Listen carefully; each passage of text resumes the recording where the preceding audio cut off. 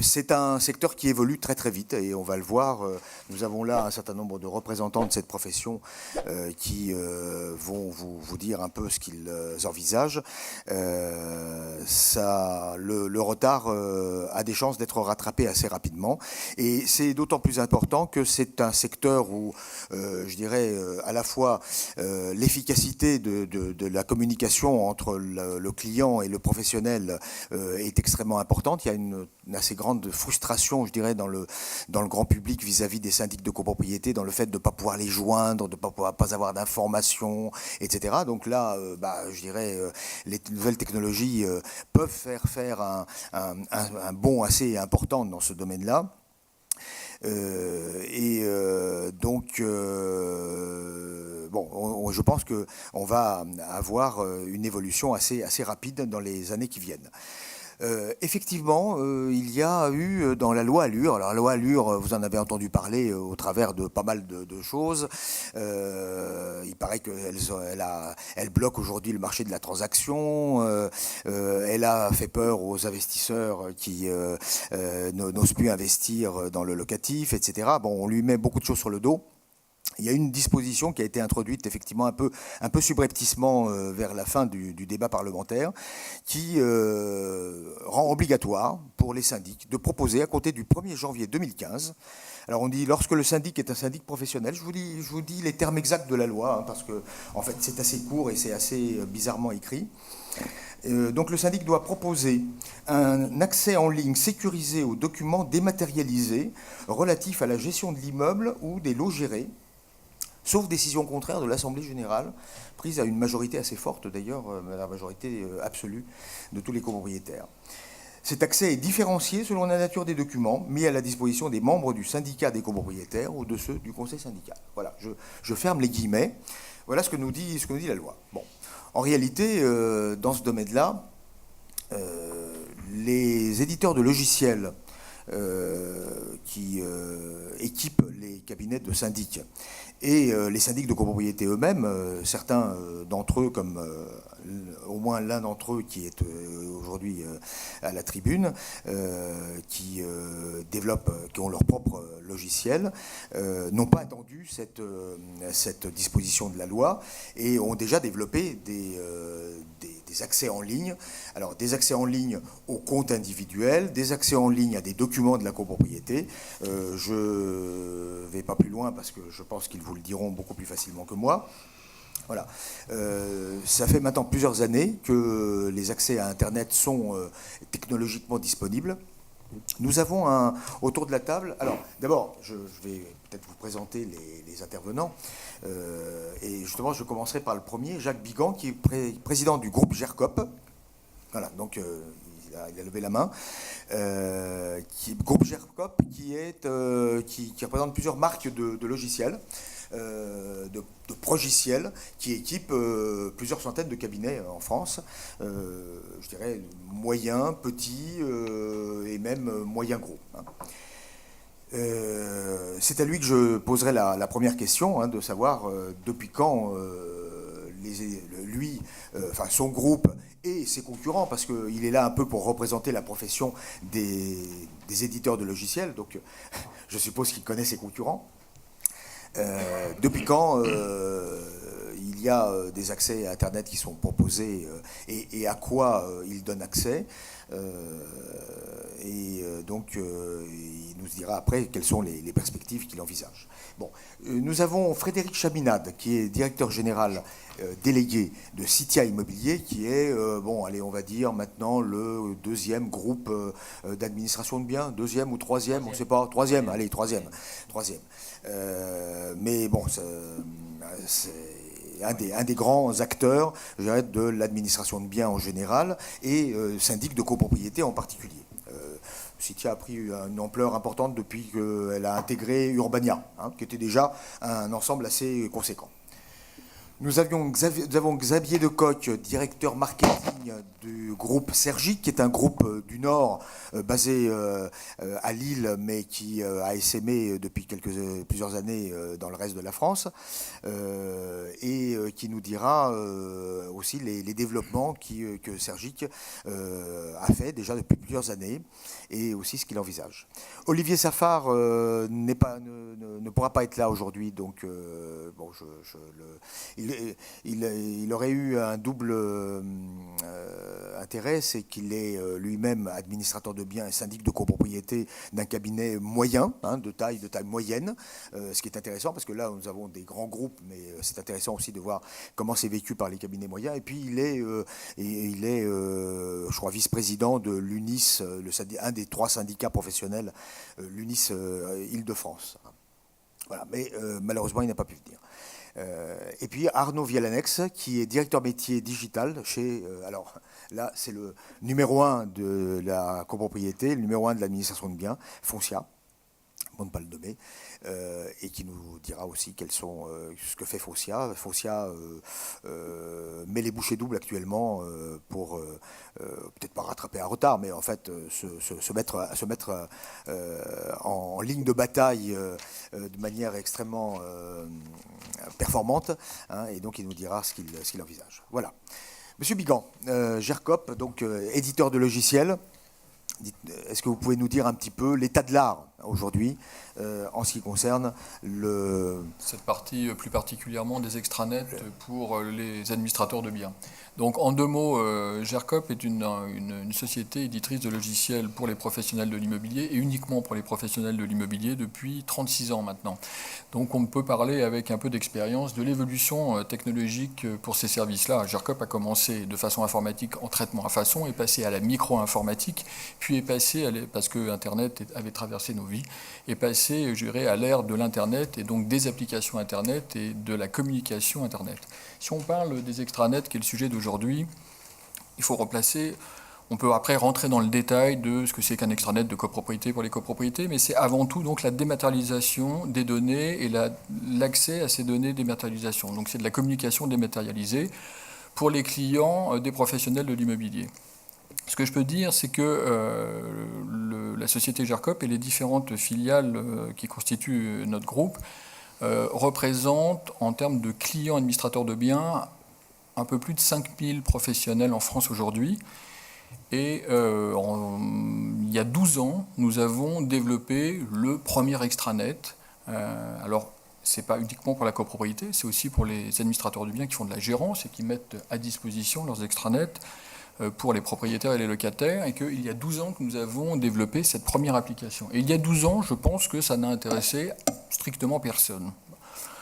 Donc dans l'indifférence la plus générale, et puis les quelques personnes professionnelles que nous avions et que nous sensibilisions à ce sujet nous disaient je ne vois pas tellement l'intérêt, si ce n'est au contraire des inconvénients majeurs.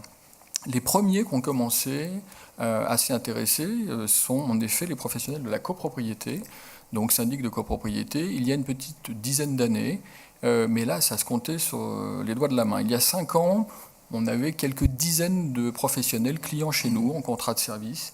Et en préparant cette intervention, j'ai regardé sur nos données commerciales et nos données clients. Alors un client chez nous est un professionnel qui est en contrat de service. C'est pas qu'il a acheté une fois, puis c'est tout. Il est en contrat de service, tous les ans, il paye un contrat de service, s'il n'en est pas satisfait, il ne le renouvelle pas.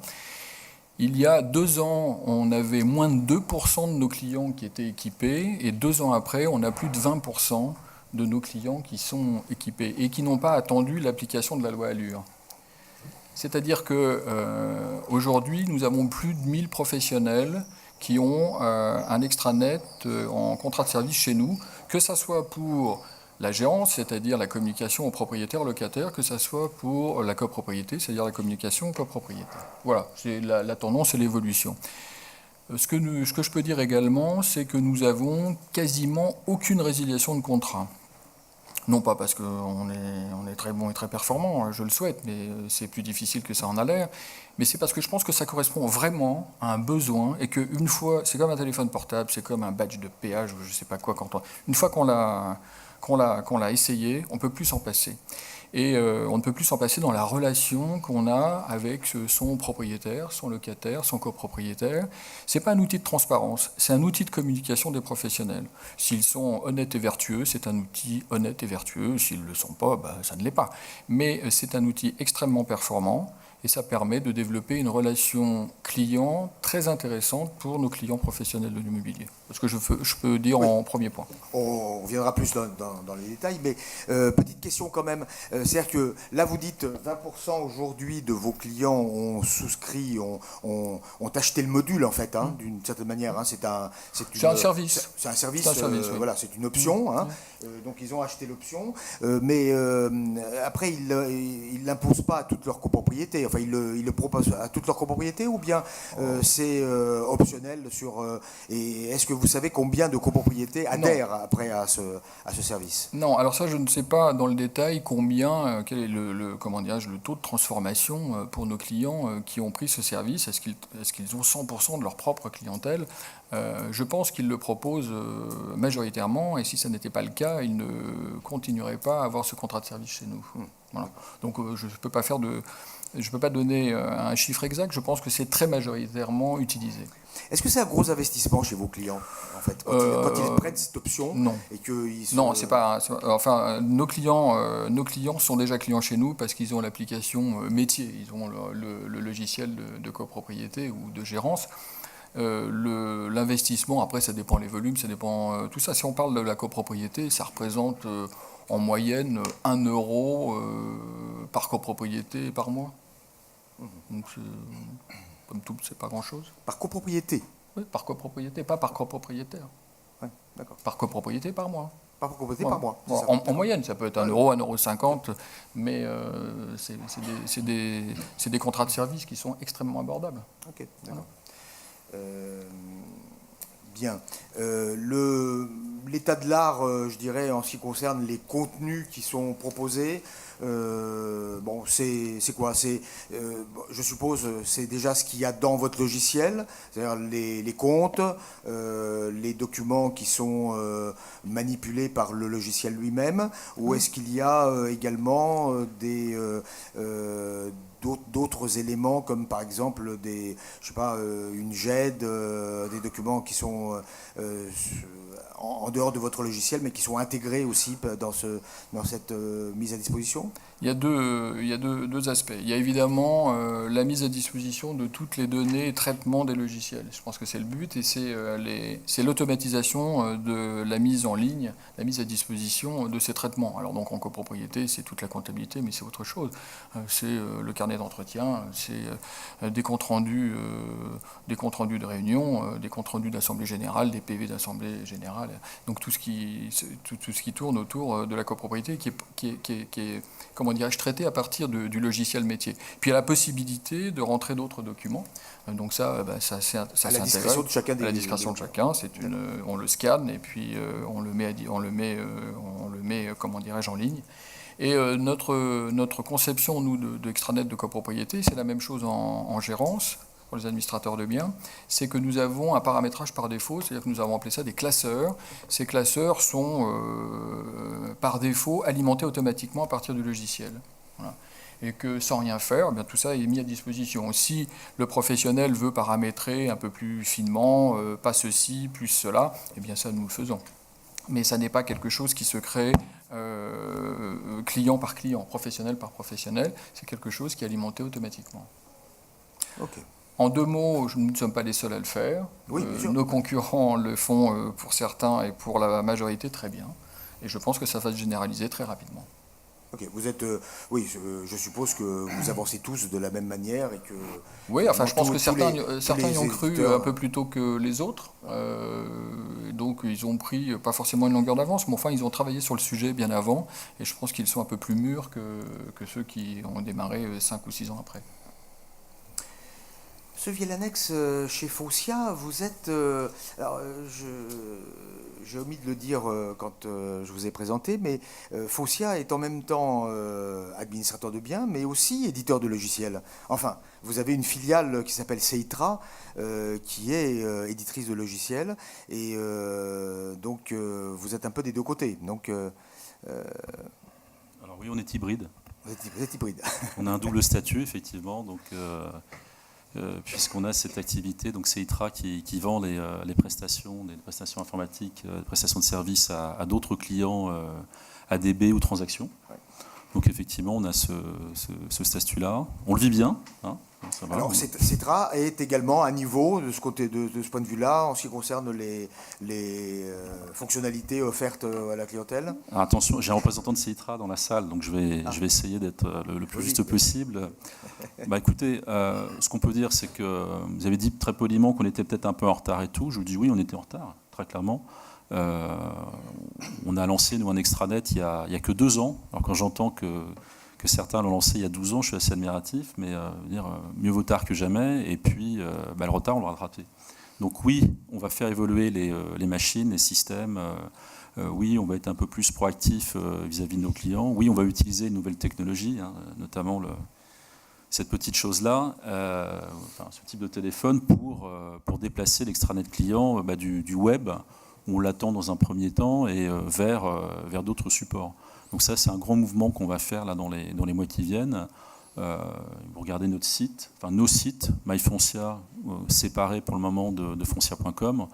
C'est quelque chose, on va dire, en interne, on dit vintage, on va dire moche, plus adapté, pas spécialement ergonomique. Alors, je suis un peu sévère, mais parce que les choses n'ont pas...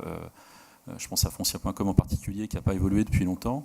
Mais là, on va vraiment franchir un pas. Et effectivement, l'idée, c'est pas d'être au niveau des autres, c'est sur certains aspects prendre un quart d'heure d'avance, clairement. Ok. Qu'est-ce qu'il y a actuellement sur MyFoncia ? Tout. Non, pratiquement tout. Enfin, on va dire, sérieusement, c'est assez... quand on fait le benchmark avec d'autres acteurs de l'ADB, on peut dire que c'est pas pratique ce truc, je vais le mettre là. Voilà. Ouais. Je me prends pour un chanteur. Oui, faites comme vous. Voilà, Mike Brandt. Alors, on a une complétude, hein, quand on compare avec d'autres acteurs du marché, on pense qu'on a un site qui est relativement complet. Là où on doit encore progresser, effectivement, c'est plus sur le look and feel du site et puis l'ergonomie, donc il y a encore beaucoup à faire. Et quand je parlais d'ergonomie, je parlais d'ergonomie sur le site, mais aussi ergonomie, c'est mettre à disposition l'espace client là-dessus. Hein, on est tous clients, enfin nous tous, clients d'activités de services, la banque, l'assurance, les impôts, il y a des impôts, hein, j'ai l'application pour payer ces impôts ici. Enfin, si les impôts arrivent à digitaliser la relation et à proposer des services un peu intelligents à leurs clients, il est urgent que l'administration bien le fasse finalement. Donc de ce point de vue-là, on a un peu de retard. Enfin, je parle pour Foncia, bien sûr. Hein. Donc on va franchir des étapes assez rapidement dans les mois qui viennent. On espère, en tout cas, cet objectif, surprendre nos clients, mais surprendre positivement, et en leur donnant un niveau de relation client auquel ils n'ont pas droit actuellement. Alors, on est très en retard de ce point de vue-là, au niveau de la profession, je trouve. Alors j'ai un référent qui n'est peut-être pas le bon, je viens des télécoms à la base, hein. Je ne suis pas l'immobilier, donc voilà. J'ai ce référent-là en tête. Oui, ça fait effectivement un changement. Quel est le taux d'utilisation aujourd'hui de MyFoncia par vos clients ? Par les clients de Foncia, cette fois-ci. Je donne les vrais chiffres ou pas ? On est globalement, on va dire, toute population confondue, un petit peu plus de 40%. Mais en fait, ça ne veut rien dire parce que ça dépend des populations. Si on prend l'extrême, c'est les locataires qui sont très utilisateurs du service pour payer, entre autres, il y a une application un peu bête, mais qui est payer ses charges. Oui. Enfin, payer ses charges, payer son loyer pour le coup. Là. Et puis, on a ensuite les bailleurs. Les bailleurs sont pas mal utilisateurs. Et après, quand on descend, on arrive effectivement vers la copro. Voir si leur locataire a payé, etc. Ça. Mais c'est essentiellement ça qui les intéresse, pour être très clair.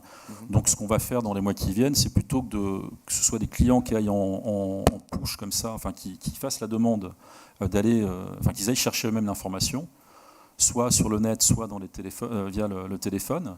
Donc là, on leur souhaite bonne chance parce qu'il est toujours un peu difficile de contacter quand même son administrateur de biens. Je parle pour nous encore une fois. Eh bien, on va faire du push info client, soit SMS, web, SMS, email ou application mobile, encore une fois. Donc ça, c'est quelque chose qu'on souhaite pousser, qu'on va pousser dans les mois qui viennent. Et puis, on va révolutionner un peu notre approche vis-à-vis des clients. Hein, super, on va être proactif. Pas uniquement pour envoyer l'appel de fonds ou pour envoyer la facture, on va leur dire, voilà, on va montrer ce qu'on fait aussi pour eux tous les jours, parce qu'on a un gros déficit d'image sur ce marché, c'est qu'on ne montre pas ce qu'on fait. Donc là, on va pouvoir le montrer, et je reviens à la techno, c'est la techno qui va nous permettre de le faire. On ne peut pas être aussi proche de nos clients qu'on le souhaiterait. On a beaucoup de clients, enfin nos gestionnaires ont beaucoup de clients, donc on va utiliser la techno pour finalement pallier ce manque de service client. Ça ne fera pas tout, mais ça fera une grande partie. Ce sera sûrement beaucoup, beaucoup mieux que ce qu'on a actuellement. D'accord.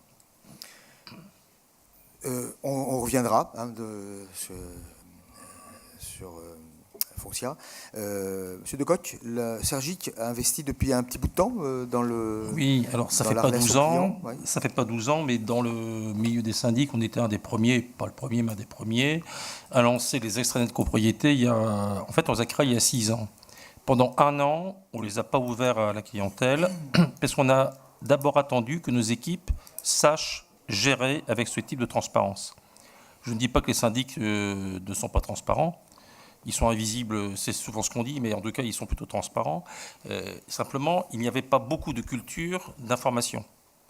Donc, avant d'ouvrir à la clientèle, nous avons pendant 1 an habitué les équipes à dire attention, quand vous saisissez quelque chose dans le système d'information, nous sommes éditeurs de notre propre logiciel, quand vous saisissez quelque chose, cette information, à telle date, va apparaître dans l'extranet du client. Au bout de 6 mois, on l'a ouvert aux conseillers syndicaux en disant, écoutez, soyez indulgents, on démarre, si vous constatez des erreurs, des ceci, des cela, faites-le nous savoir, on a corrigé quelques points. Et 1 an après, donc il y a 5 ans aujourd'hui, nous avons ouvert les extranets sur les 2500 immeubles que nous gérons. Au départ, ça a été, on s'est dit, tiens, est-ce que ça va marcher ou non ?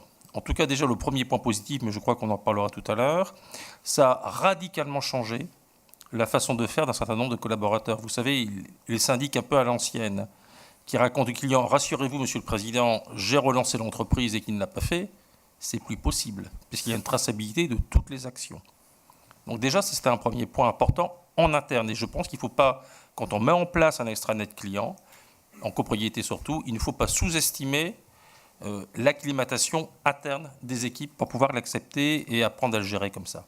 Sinon, maintenant, en termes de résultats, oui, 5 ans après l'ouverture au client, on en est où ? On parlait de chiffres.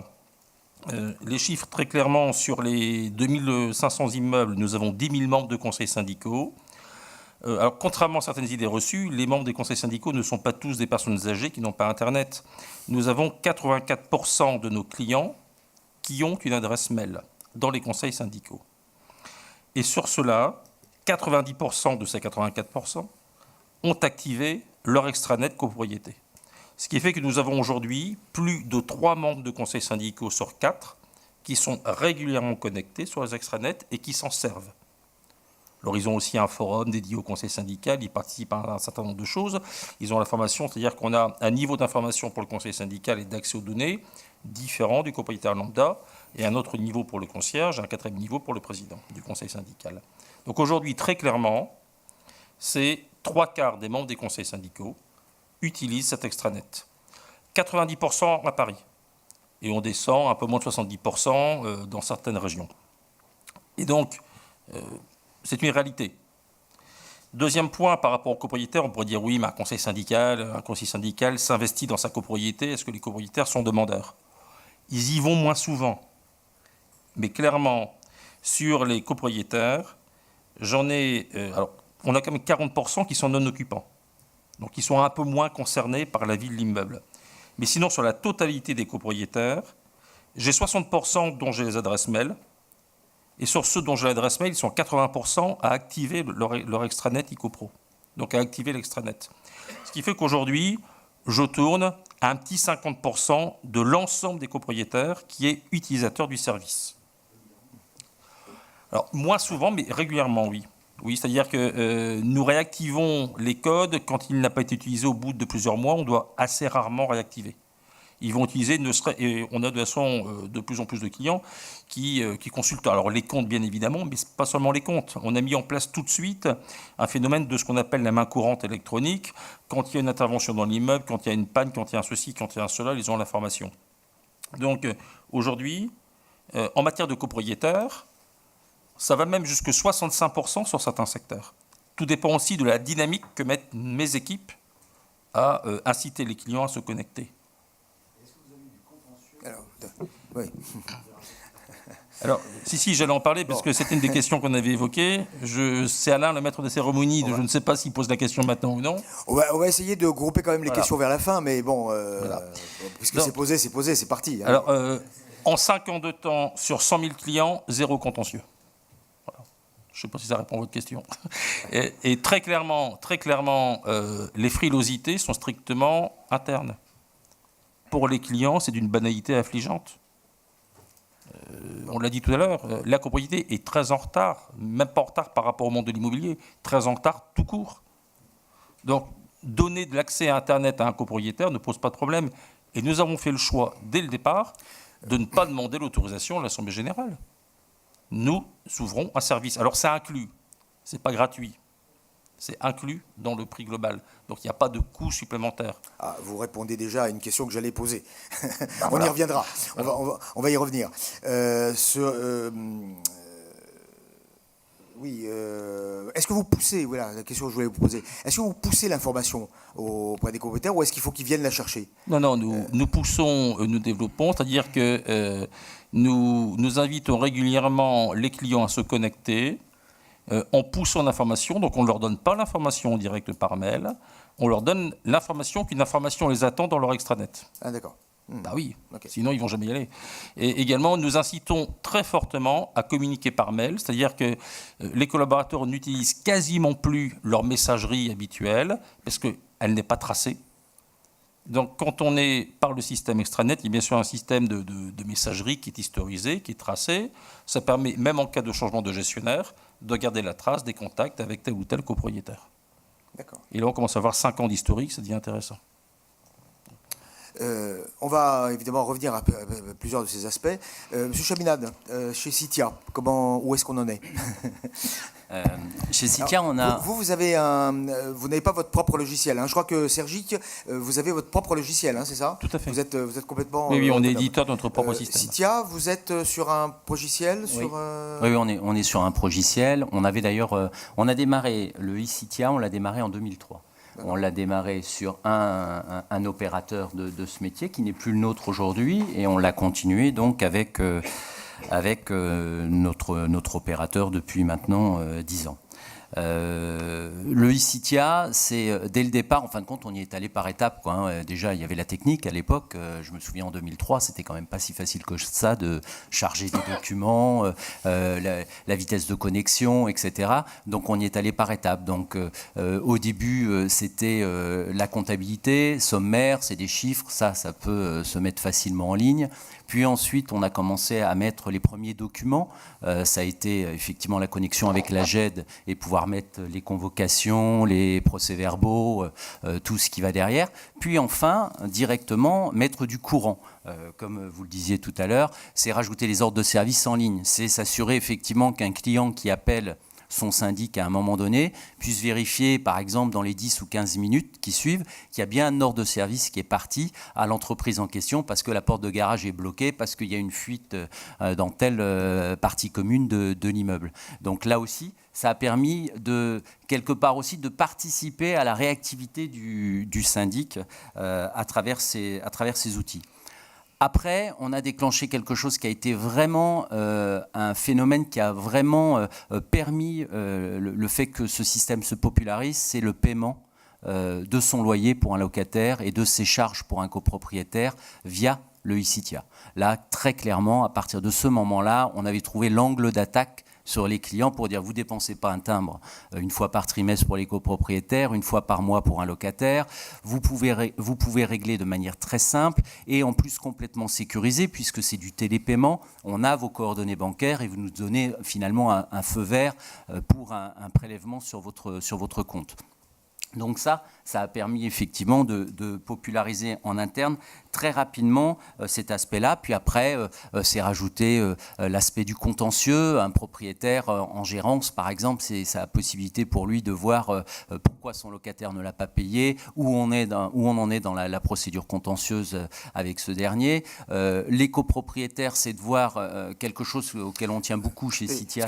Où on en est, c'est-à-dire que vous lui donnez le détail des actions réalisées, etc. Oui, voilà. oui, complètement. il y a un log des actions qui est alimenté par les services et qui est consultable par le client. Qui est consultable par le client. Ça va très bien puisque aujourd'hui, sur notre site de Tours, très précisément, c'est le siège social, mais on développe et on duplique maintenant cette formule. Avec le système de GED, en fin de compte, le client voit le courrier qu'il nous a envoyé. Voilà, c'est aussi simple que ça. Et il voit en face la réponse qu'on a dû lui faire. Donc à partir de là, il y a une vraie traçabilité de la relation avec le client dans ce contexte-là. Et c'est pour nous une manière véritablement d'avoir une sorte de line-up de toutes nos relations avec ce dernier et de manière très transparente avec lui et à travers le e-Citia. Le dernier point, on le voit ces derniers temps, c'est le fonctionnement sur les fiches visite. On fait systématiquement, c'est contractuel dans nos contrats de syndic, on a une fiche de visite par mois pour les immeubles de plus de 30 lots. Donc ça veut dire que le gestionnaire a l'obligation, entre guillemets, quand je dis ça, mais c'est important de le signaler, d'aller sur l'immeuble. Et il fait une fiche visite en fonction de la visite de l'immeuble et il la met en ligne directement. Et donc il le fait avec aujourd'hui son tablette, demain avec son iPad ou son téléphone, ce qui permet au client de voir aussi que le gestionnaire est passé sur l'immeuble. Et puis normalement le client il doit retrouver ses 12 fiches visites en fin d'année alignées correctement et il peut comme ça, au même titre qu'il consulte les éléments comptables, au même titre qu'il consulte tout l'aspect correspondance, il peut voir aussi le travail efficient du gestionnaire sur l'immeuble. Et dernier point, c'est l'aspect téléphone. On l'a effectivement mis sur iPhone, sur Android, enfin sur OS, sur Android. Et on a mis ce système-là parce qu'on s'est rendu compte effectivement, comme les banques, comme tout ça, que quand on consulte ce genre de comptes, on veut les consulter à n'importe quel moment et de manière très simple. Et souvent, dans 60 ou 70% des cas, c'est une question relativement simple qu'on a à poser. Et donc, la réponse est relativement simple. Alors, on l'a adapté au format. Ça va peut-être vous faire sourire, mais c'est vrai que voilà, sur un client qui se connecte sur son iPhone pour voir un copropriétaire où il en est dans le règlement de ses charges, il va y avoir un petit nuage s'il est en retard, il va y avoir un grand soleil s'il est à jour. Mais c'est un petit côté ludique, mais qui est en rapport parfaitement avec le support. C'est-à-dire qu'il faut sortir un petit peu du carcan, du syndic, j'allais dire des documents comptables qui vont avec, pour rentrer et s'adapter un petit peu au support qu'on utilise à travers ça. Et enfin, pour terminer, parce que ça a été abordé, on a effleuré le sujet, chez nous, c'est payant. Depuis le premier jour, 2003, on vend cette prestation 1 € par mois à nos clients. Voilà, très clairement, de manière très transparente. Et on a toujours développé ce système-là. Alors, 1 € par mois par copropriétaire. Par copropriétaire. D'accord. Complètement. Alors, parce qu'on a développé ce logiciel, parce qu'on y a passé du temps et on a travaillé effectivement cet aspect-là. Ça n'a jamais été, pour dire les choses, d'ailleurs, et pour rentrer dans le détail, c'est plus souvent un problème pour des clients historiques de la maison que pour les nouveaux clients qui viennent bien volontiers, surtout il y a quelques années. Maintenant, comme on le disait, on arrive tous à quasiment un même niveau de compétences en la matière, mais il y a quelques années, on choisissait ce syndic-là par rapport à cette transparence. Je me souviens d'immeubles parisiens en l'occurrence, où on aimait bien, pour des propriétaires bailleurs qui n'habitaient pas Paris, pouvoir consulter leurs comptes à distance, voir la vie de l'immeuble, etc., etc. Il y avait un vrai effet novateur sur cet aspect-là.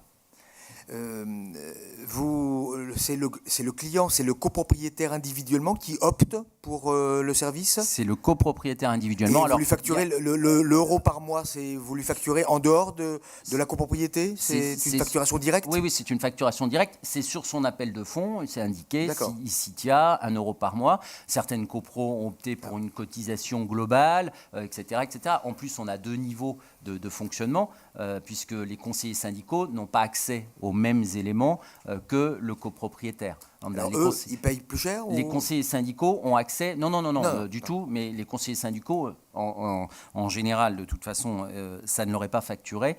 C'est une facilité de travail avec le conseil syndical que de pouvoir consulter le relevé des charges, de pouvoir consulter les factures. Maintenant, en ligne, avec la GED, c'est une possibilité de contrôler les comptes du syndic avant de venir chez le syndic pour le copropriétaire. L'anecdote, c'est les pointes de connexion, c'est le dimanche après-midi, 16h30.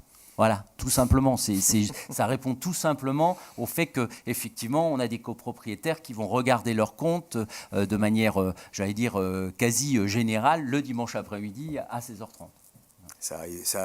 On va y revenir, mais ça doit éviter les coups de fil du lundi matin, ça. Ça peut participer, oui. Bon, attendez, donc en fait, si je comprends bien, alors je vous ai entendu dire un instant, là vous avez dit la loi ne nous permet pas, etc. Non, je vous ai entendu dire ça là. Hein. Je sais, compte tenu de la mise à disposition qui doit être faite dans le cadre de cette loi à compter du 1er janvier, je ne sais pas dans quelle mesure, nous, on continuera ce format économique, ce modèle économique. Il faudra qu'on travaille de manière différente sur ce sujet-là, qu'on se conforme à la loi, qu'on profite des années d'expérience en la matière aussi, et puis que l'on voit si un service supplémentaire peut intéresser nos clients en la matière.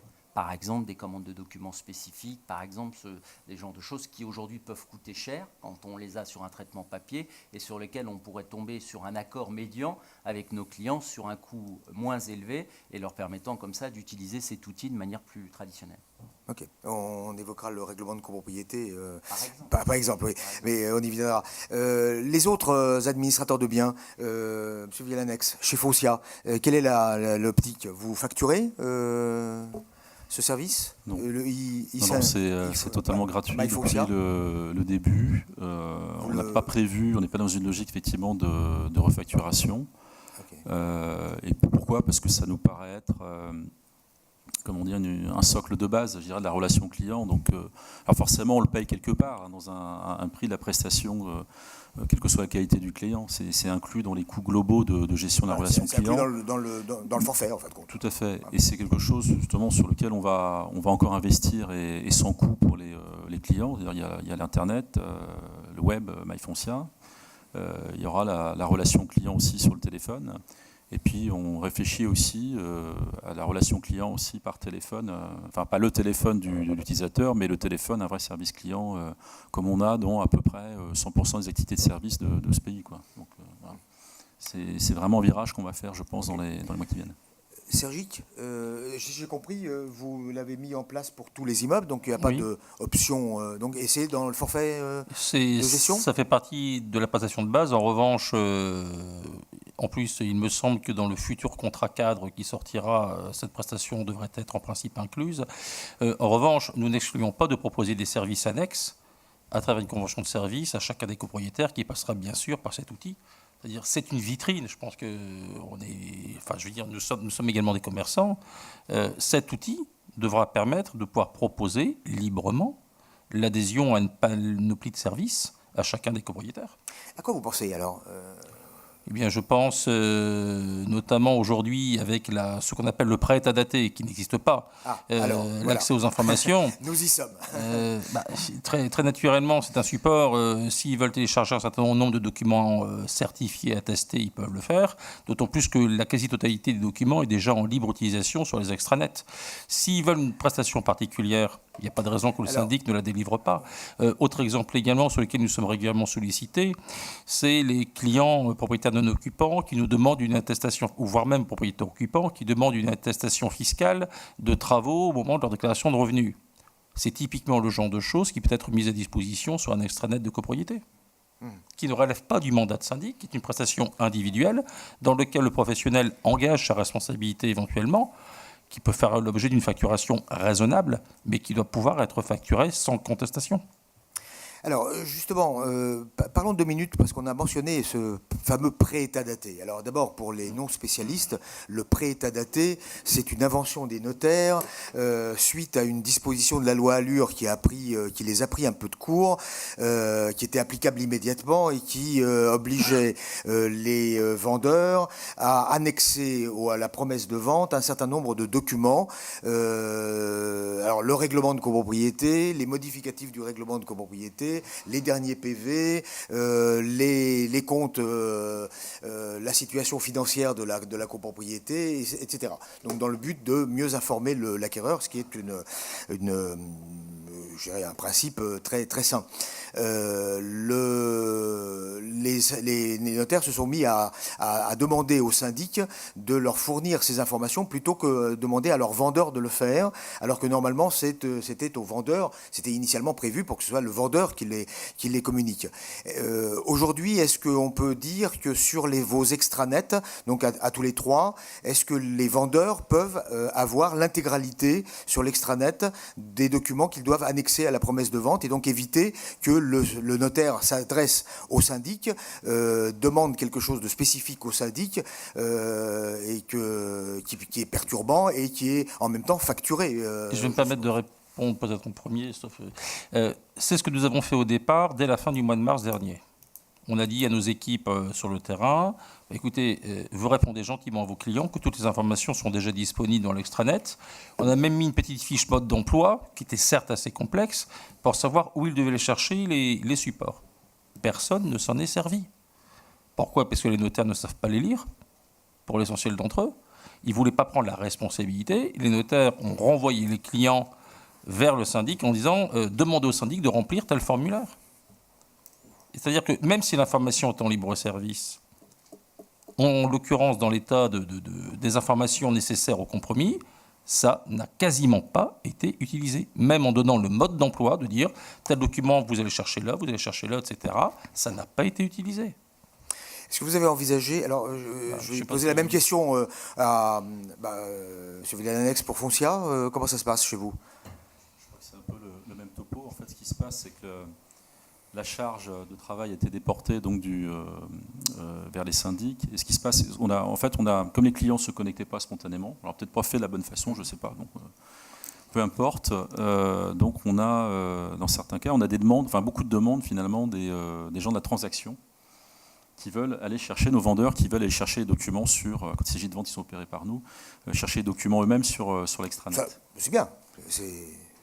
Donc, on n'a pas encore généralisé, on teste, parce que ça me pose un petit problème. On va quand même sur l'espace client. Et les notaires, quand les notaires vous contactent directement pour avoir ce qu'ils appellent le pré-état daté. Ils veulent un document tamponné du syndic. Voilà. Quand nous faisons le compromis nous-mêmes, on va tout chercher sur le site. Quand ça passe par un notaire, voire même parfois par un confrère, ils veulent se couvrir en ayant un tampon du syndic sur un document papier. C'est votre cas aussi Oui. C'est un global métier, là. J'allais dire que là, c'est la chaîne. Hein. Le notaire aussi, il y a des évolutions à faire. Et qui sait qu'ils en font, hein, mais il y a du chemin encore. Ouais. Et nous aussi. Et donc là, c'est un global. Alors, c'est la grande phrase maison. Chez nous, c'est en cours, on s'en occupe.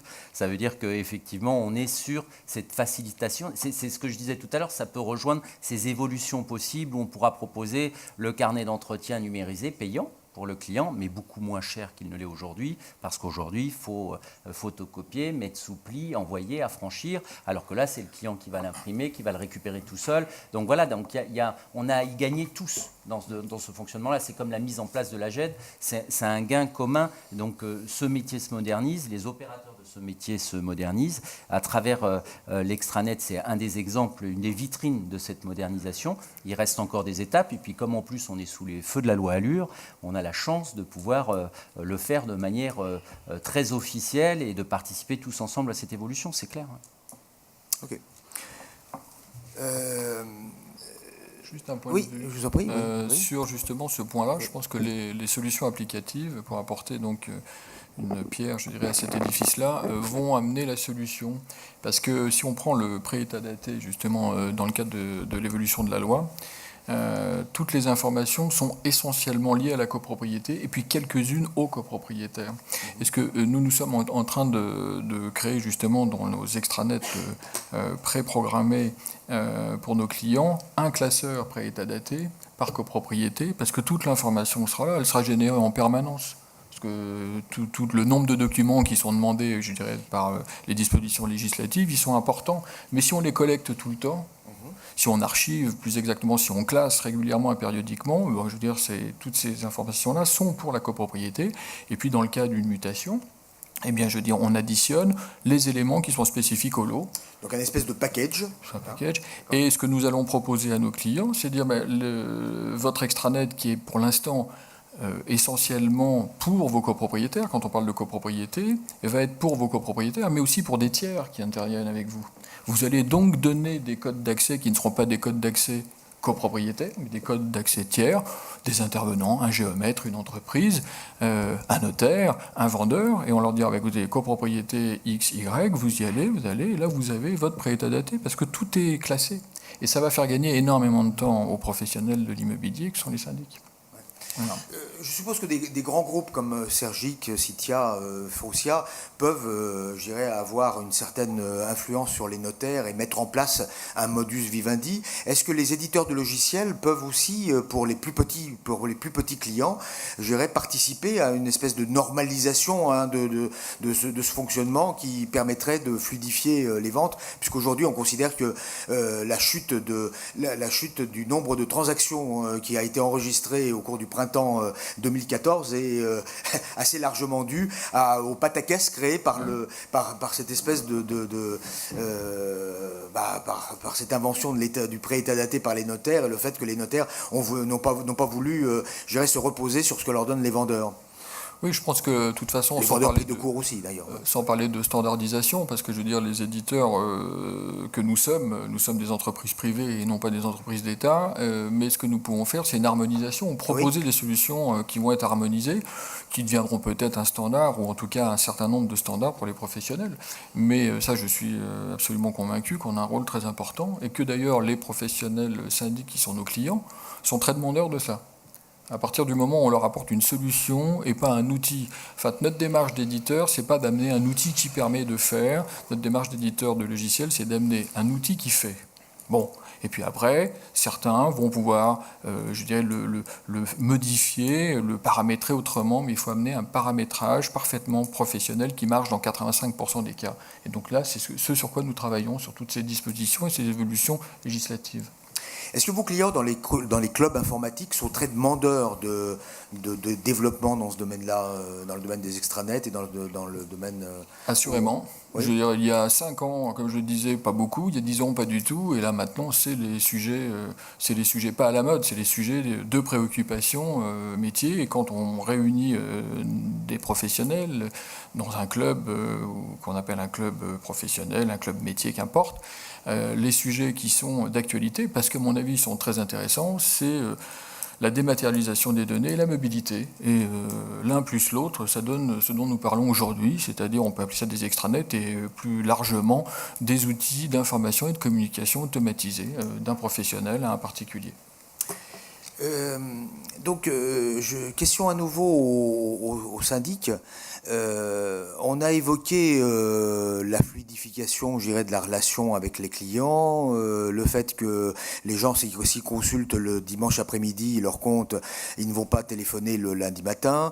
Je suppose que les conseils syndicaux également, quand ils regardent si la fiche de visite ou le compte rendu d'intervention sur la réparation de l'ascenseur, ne téléphoneront pas non plus le lundi matin. Est-ce que vous mesurez aujourd'hui des effets sur la productivité de vos cabinets, la productivité de vos équipes? Et la question corollaire aussi, c'est comment est-ce que vos équipes le vivent? C'est-à-dire, est-ce que ça a été vécu un peu comme une perturbation, au contraire comme une chance, comme quelque chose qui va leur faciliter la vie, quelque chose qui risque de leur faire plus de travail, au contraire?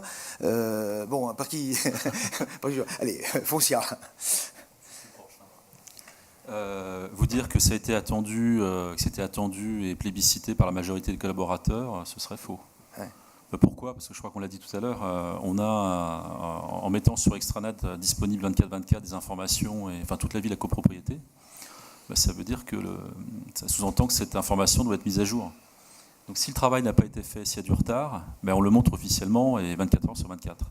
Donc forcément au début, il y a eu un accompagnement à faire auprès de certains des cabinets chez nous, des cabinets qui ont performé tout de suite, qui étaient vraiment appétants et qui ont vraiment... mais ce n'est pas le cas de tout le monde. Là maintenant, ce n'est plus un sujet, on est passé... Ça c'était le cas il y a 2 ans quand on a lancé notre extranet, où il date que de 2012, fin juillet 2012, donc c'est très récent.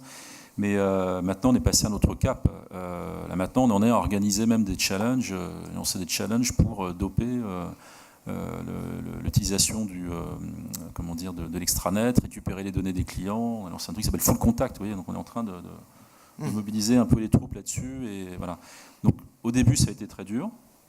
Puis on a appris en marchant, parce qu'il faut quel est le niveau d'information qui est disponible pour satisfaire le client, on ne le sait pas trop. Enfin, on a vu chez les autres, mais on a appris en marchant aussi. Mais maintenant, ça y est, c'est acquis et c'est normal. Et c'est un outil de progrès, en fait. C'est comme ça que c'est présenté, c'est un outil de progrès pour les équipes. Et il y a un effet productivité ? Alors, le problème chez encore Foncia, mesurable, c'est que on va dire, la belle endormie est en train de se réveiller et qu'on a lancé depuis 2 ans un grand nombre de projets justement visant à moderniser l'entreprise, à augmenter la productivité. Donc on parlait de GED tout à l'heure, donc on appelle ça dématérialisation chez nous. C'est l'extranet, c'est le push info client qui va sortir bientôt, c'est le nouvel, etc., etc. Plus d'autres actions même plus simples que ça, sans passer par la techno.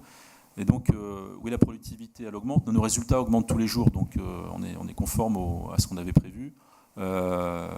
Mais de là à dire que c'est l'extranet, c'est difficile de dire. Ça fait partie d'un ensemble de leviers qu'on a utilisés, qu'on va continuer à utiliser de plus en plus. Mais c'est un levier essentiel, on est d'accord.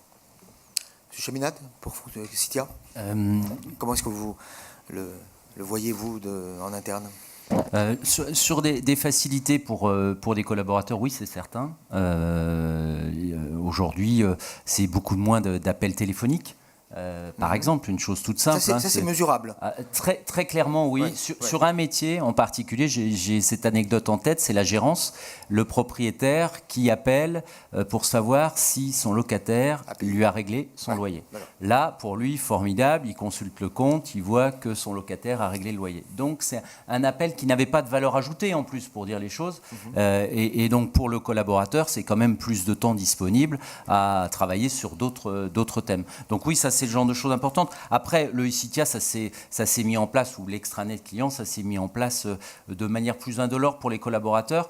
C'est beaucoup plus compliqué et ça les touche beaucoup plus dans leur quotidien et dans leur organisation de travail. C'est la GED, c'est la gestion électronique des documents. C'est le fait de scanner les documents entrants, de travailler que sur du numérique. Aujourd'hui, on travaille en reconnaissance d'écriture sur les factures des fournisseurs et donc on a une grande partie des écritures qui sont déjà préenregistrées par lecture du logiciel. Ce qui veut dire que la comptable n'a qu'à valider une facture avec une écriture sur son écran. Elle a d'un côté la facture scannée, de l'autre les écritures proposées, et elle valide cette écriture. Et plus on fait tourner le logiciel, plus on obtient un match qui fonctionne de mieux en mieux, ce qui fait qu'aujourd'hui, sur des sites qui sont passés sur ce système-là depuis 1 an et demi, on est à 80% de reconnaissance de nos factures. Alors là, évidemment, fondamentalement, c'est revoir même le système de notre organisation, le nombre de comptables dans un cabinet quand on a ça, et surtout la qualification de la comptable. C'est-à-dire que dans un fonctionnement comme celui-ci, la petite main, entre guillemets, et sans que ce soit péjoratif, ce que je veux dire, mais qui enregistrait ces factures, elle n'est plus là dans ce fonctionnement. Par contre, on va rechercher une comptable qui a une capacité à communiquer sur le client, à expliquer les comptes, j'allais dire une comptable qui regarde autre chose que son écran, mais qui va regarder le client et pouvoir lui expliquer les choses. Voilà. Oui, alors je sais comme mes confrères, il n'y a pas un gain de productivité monumental, il y en a un. Je peux prendre 2-3 exemples. On évite la double saisie.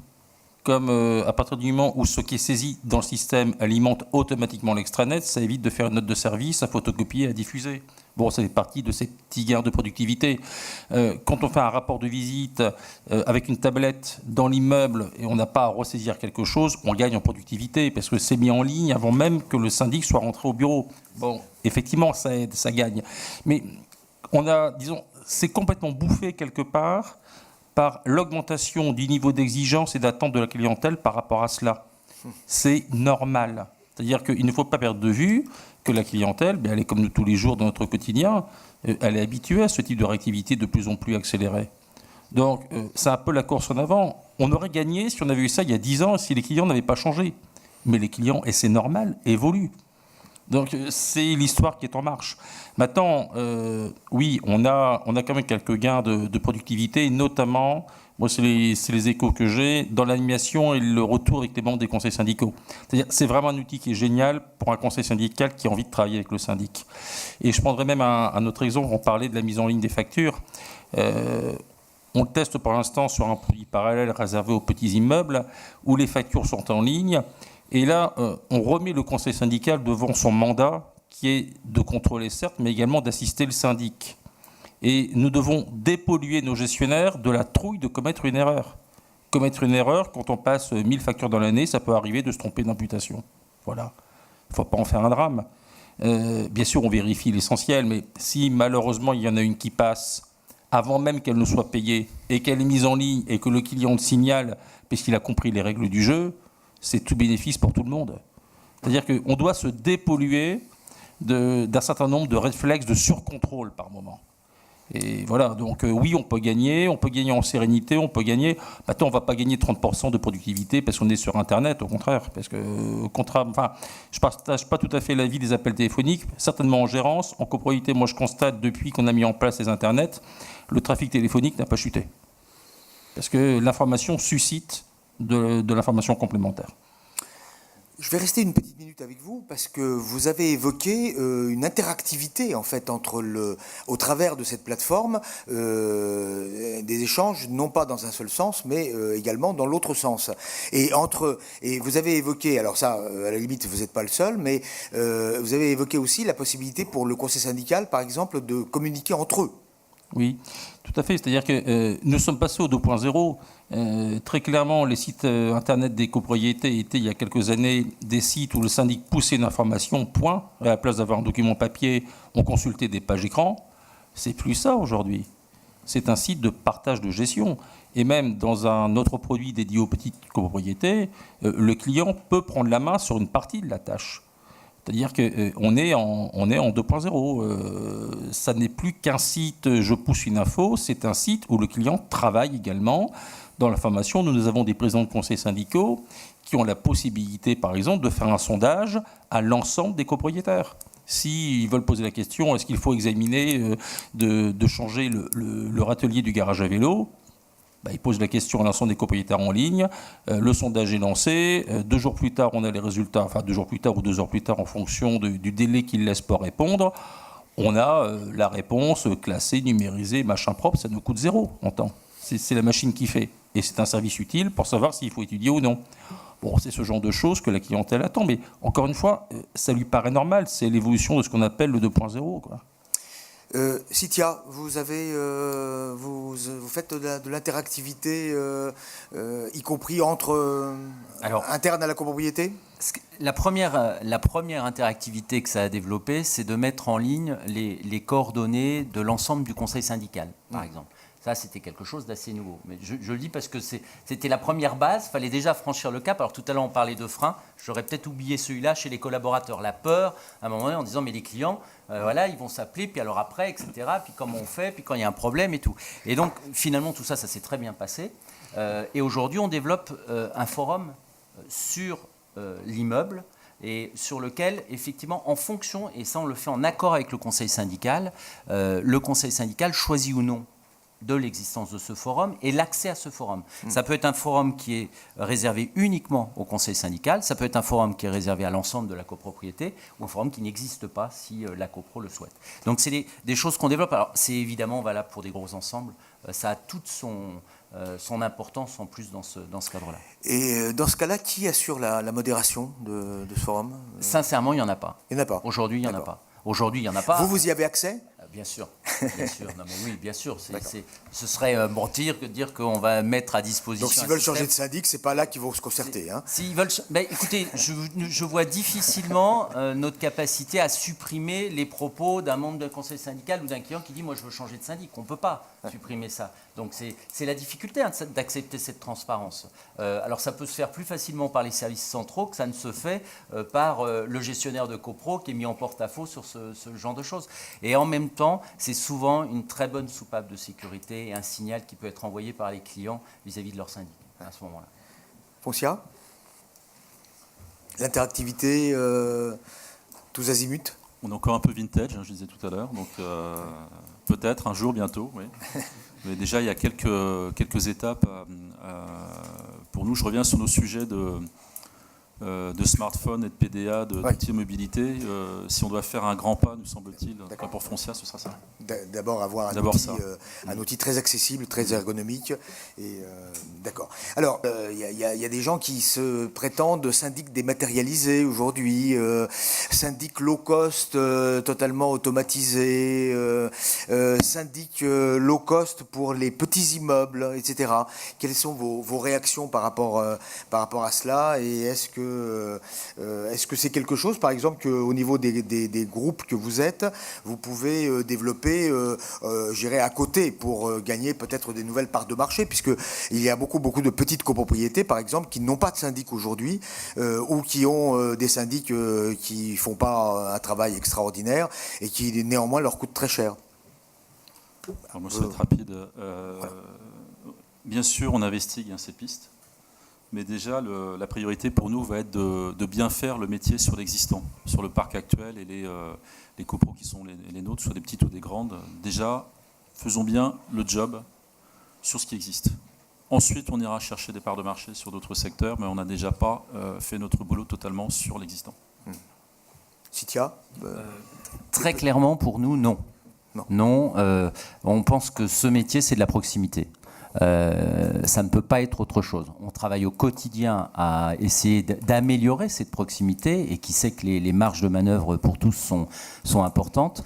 On peut tout ce qui est gestion administrative, relations classiques avec le client, on peut la faire dans ce cadre-là, sur du numérique, mais ça n'empêchera jamais, et ça ne remplacera bien sûr jamais, ni la visite de l'immeuble, ni une présence sur le terrain, ni l'assemblée générale avec ce contact direct. Mais on peut imaginer que déjà, cette dématérialisation, ces évolutions nous permettent de nous consacrer au principal, quand on se voit justement avec les copropriétaires, et de ne pas parler du reste qui souvent est très chronophage dans une assemblée générale, et qui aurait pu normalement être traité avant cette assemblée pour pouvoir vraiment parler ensemble du principal, c'est-à-dire très souvent la vie de l'immeuble.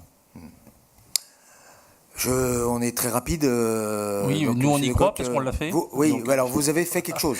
Oui, on a lancé il y a un peu plus d'1 an un produit de syndic en ligne. Je dis bien de syndic en ligne.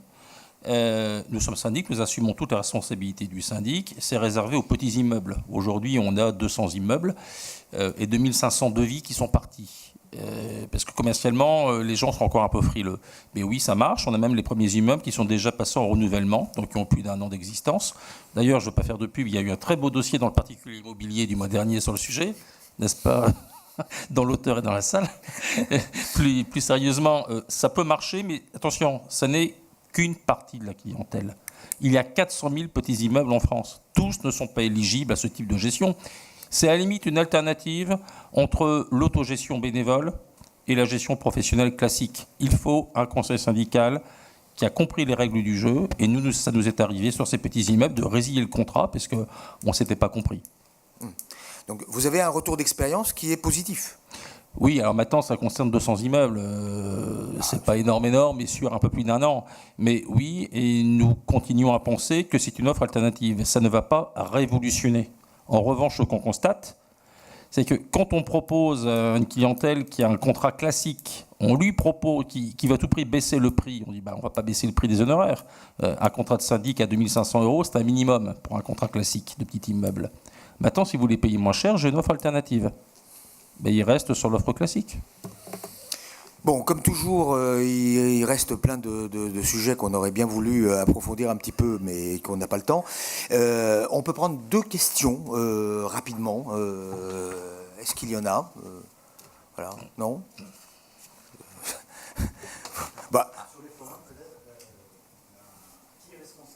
Plus fort.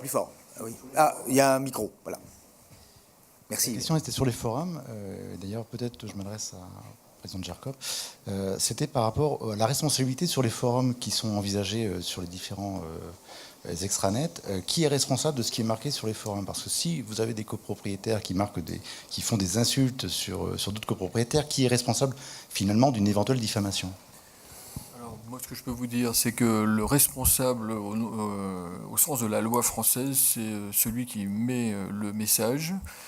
Si un propos est injurieux et fallacieux, c'est celui qui a tenu le propos. Et puis, bien évidemment, un professionnel, donc nos clients, responsables, s'il n'est pas le modérateur, l'animateur, je pense a raison de regarder un petit peu ce qui se passe et, le cas échéant, de faire, pas le ménage, mais de faire une remise simplement en place sur des propos déplacés. L'expérience de nos clients, c'est qu'il n'y en a quasiment pas ou pas du tout.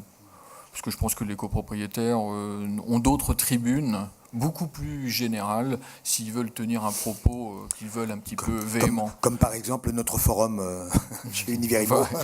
Exactement. Voilà. Ils s'en servent abondamment. Ok. Une deuxième question? Non? Bien. Eh bien, oui, on me dit non, mais je résiste un peu. Ok, merci beaucoup. Merci à vous. Je crois qu'en peu de temps, quand même, vous nous avez donné une image bien évoluée, je dirais, de la profession de syndic. Et donc, ça nous fait, va nous permettre de rêver un peu pour l'avenir. Merci.